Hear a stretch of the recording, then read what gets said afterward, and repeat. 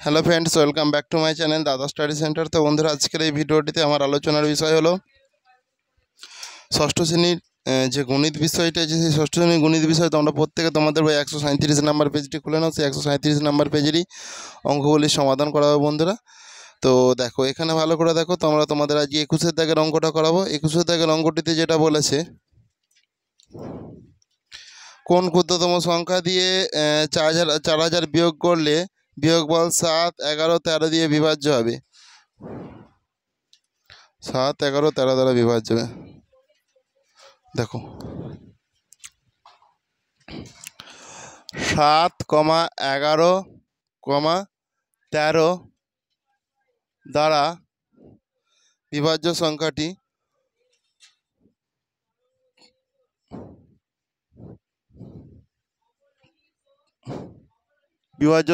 সমান 7, 11, 13 এর লসাগু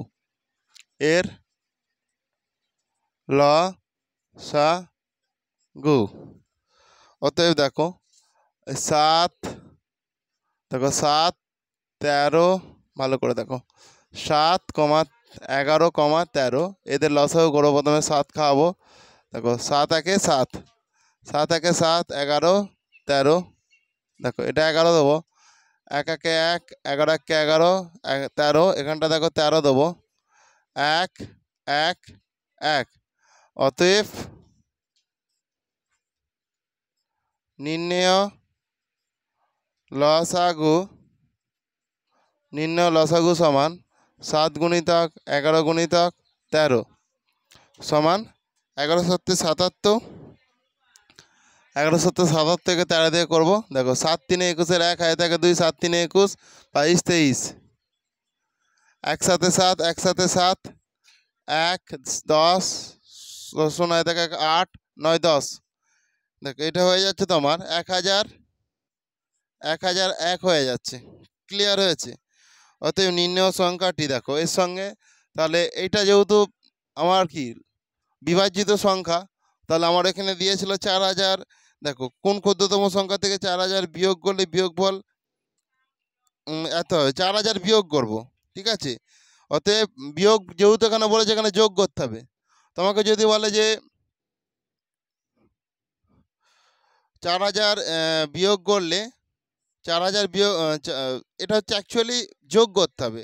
বলেছে যে কোন ক্ষুদ্রতম সংখ্যা থেকে 4000 বিয়োগ করলে বিয়োগফল 7, 11, 13 দ্বারা বিভাজ্য হবে, তা হিসাব করি। তোমাকে যদি বলে 6000 হয়তো আছে, এখান দেন ব্যাপারটা বোঝাতে হবে। ব্যাপারটা আমি তোমাদেরকে বলছি, তোমাকে এই প্রশ্নটা ঠিক একটু অন্য রকম। দেখো, এরপরে দেখো, প্রশ্নটাতে যেহেতু বলেছে যে কোন ক্ষুদ্রতম সংখ্যা থেকে 4000 বিয়োগ করলে বিয়োগফল এত দ্বারা বিভাজ্য হবে, তাহলে সংখ্যাটাকে আমাকে দেখো 4000-এর সঙ্গে এটা যোগ করে দিতে হবে, তাহলেই আমরা পেয়ে যাবো ইজিলি। অতএব নির্ণেয়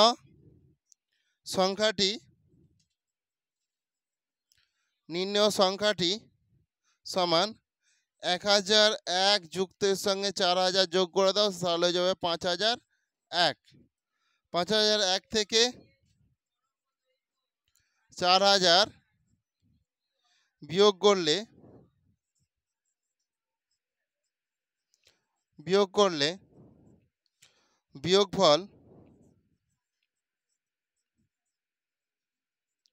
বিয়োগফল 7, 11, 13 দ্বারা বিভাজ্য হবে।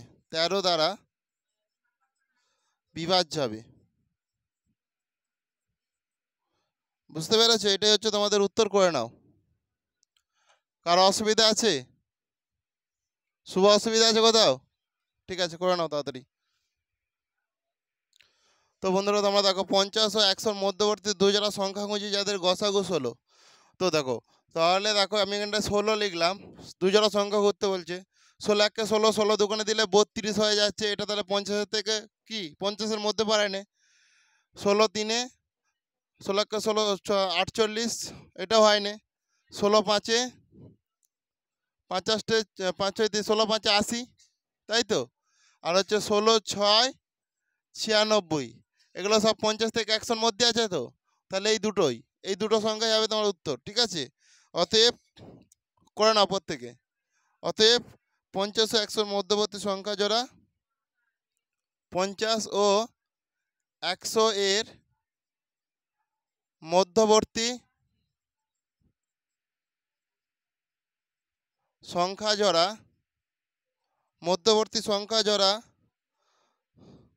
মধ্যবর্তী দু জোড়া সংখ্যা হলো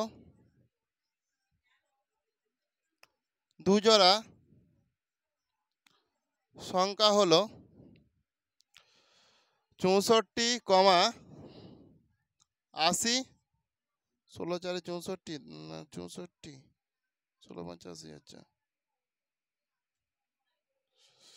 64 16 80 90 16 16 16 64 16 4 6 24 16 4 64 হয়তো। আচ্ছা চারটা দেওয়া হয় না, একটা 16 গুণিতক 4 16 4 64 হয়ে যায়, ঠিক আছে। তাহলে 64, 80 আর কমা দেখো 80, 96, ঠিক আছে। যাদের গসাগু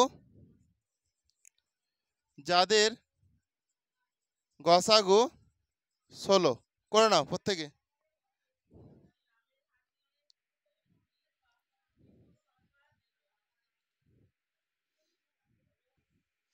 তো তোমরা প্রত্যেকে ভালো করে দেখো, 28, 33, 42 ও 77 দ্বারা বিভাজ্য যে সংখ্যাটি এতর নিকটতমতা হিসাব করে খুঁজে বের করে। তাহলে আমার প্রথম কাজ হচ্ছে এই যে 28, 33, 42 ও 77 আছে, এদের লসাগু বের করা, তাই তো। এদের লসাগু, এর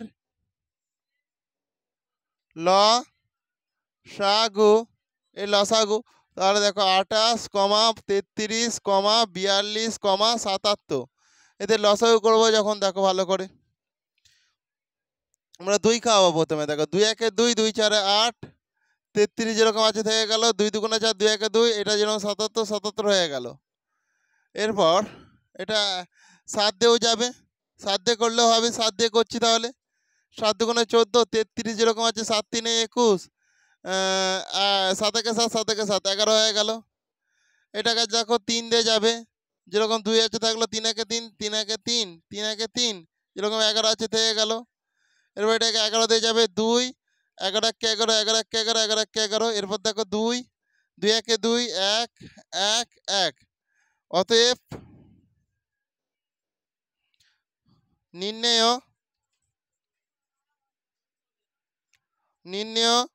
লসাগু সমান 2 গুণিতক 7 গুণিতক 3 গুণিতক 11 গুণিতক 2। তাহলে এটা তোমরা গুণ করে কত পেয়েছো বলো? এটা তোমরা গুণ করে দেখবে তোমাদের 924 হবে। ক্লিয়ার?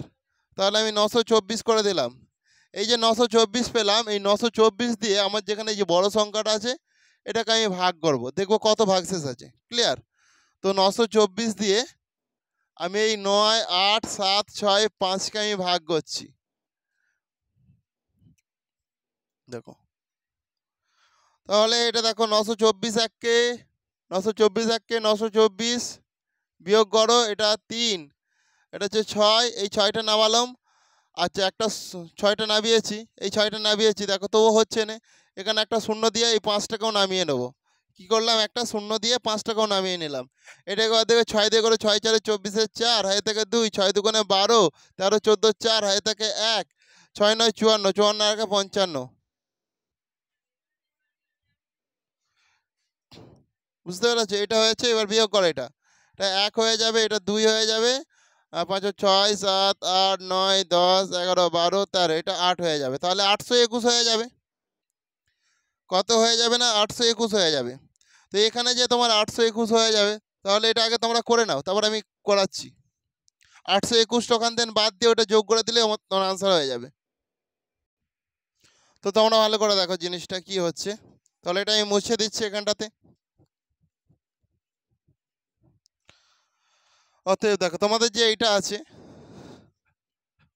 9 8 7 6 5, এই যে 9 8 7 6 5 আছে, এর সঙ্গে আমি কত যোগ করব দেখো ভালো করে। এই যে 924 আছে, 924 আমি লিখে 924 লিখে এখান থেকে এইটা বাদ দেবো, যেহেতু এটা বেশি আছে।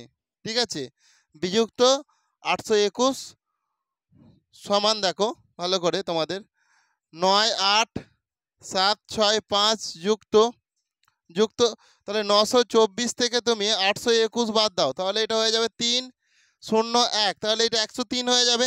এখানে আমি তাহলে 103 যোগ করব, সেই জন্য 103 হয়ে গেল। তো 103 হলো, সমান করলাম। তাহলে দেখো 5 আর 3 হচ্ছে 8, 0 আর 6 হচ্ছে 6, 1 আর 7 হচ্ছে 8, এই 98 যেরকম আছে 98 বসিয়ে দাও। তাহলে 9 8 8 6 8, 9 8 8 6 8, এটাই হবে তোমাদের উত্তর, নিকটতম। অতএব নিকটতম সংখ্যা, অতএব নিকটতম সংখ্যা আমাকে, কারণ নিকটতম সংখ্যাটাই খুঁজতে বলেছে, নিকটতম সংখ্যা 9 8 8 6 8, এটাই তোমাদের উত্তর। করে নাও তোমরা প্রত্যেকে।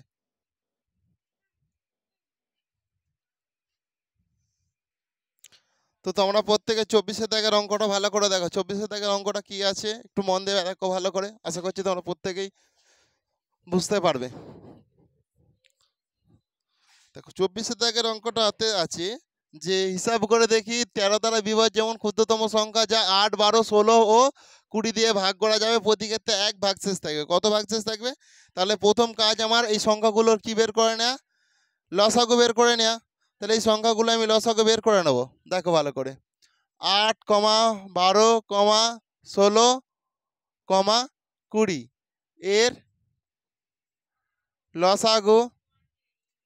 এর লসাগু, তাহলে এই লসাগু কি করব দেখো 8, 12, 16, 20, এদের লসাগু তোমরা নিজেরা করো, প্রত্যেকে করো। এতগুলো করিয়েছি, তোমরা এটা নিজেরা করো। তাহলে দেখো হিসাব করে দেখো, তাহলে আমি দেখো প্রথমে এটা 2 দিয়ে করছি, 2 4 8, 2 6 12, 2 8 16, 2 10 20, 2 2 4, 2 3 6, 2 4 8, 2 5 10, 2 1 2 3, 2 2 4 5, 2 1 2 3 1 5, 3 খাওয়ালে 1 1 1 5, 5 খাও 1, 1, 1, 1, তাই তো। অতএব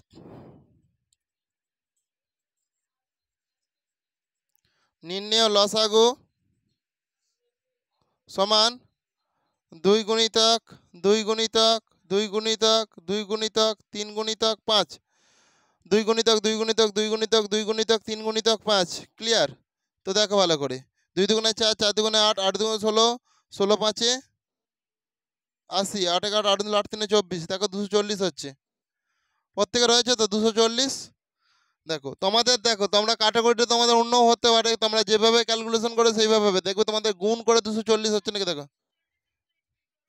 ঠিক আছে, অসুবিধা নেই, ঠিক আছে।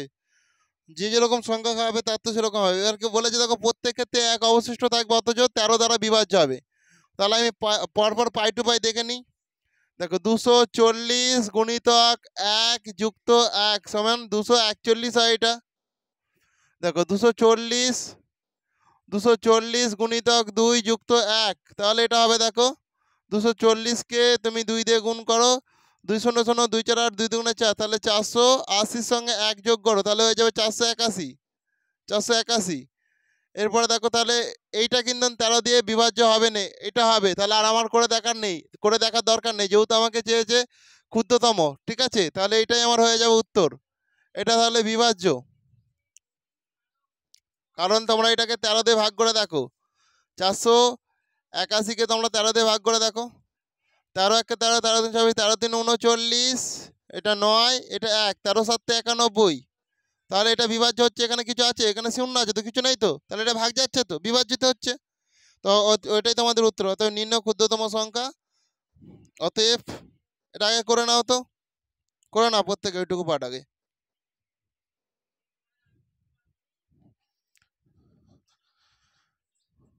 নির্ণেয় ক্ষুদ্রতম সংখ্যা, নির্ণয় ক্ষুদ্রতম সংখ্যা 481, 481 13 দ্বারা বিভাজিত হবে।